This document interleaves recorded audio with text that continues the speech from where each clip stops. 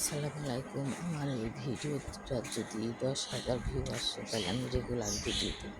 আর যদি না আসে আর ভিডিও করব না। আপনাদের মধ্যে চলে যাবে। আমি অনেক কষ্ট পাইছি। আপনারা তো আমার সাথে নাই। সেই জন্য আমি অনেক কষ্ট পেতেছি।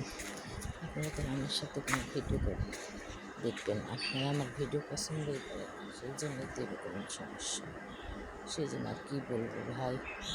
লাইক নাই, কমেন্ট নাই, শেয়ার নাই, কী করবো? ভিডিওগুলো একটু ভাইরাল করে দেন না ভাই। প্লিজ প্লিজ আপনাদের কাছে ক্ষমা চাচ্ছি, আমার ভিডিওটা একটু ভাইরাল করে দেন। অনুরোধ করলো আমি যেন কিছু গিফট করতে পারি আমার মাকে। আমার অনেক দিনের শখ। একটা ইউটিউব ছিল, 1000 সাবস্ক্রাইবার নষ্ট হয়ে গেছে।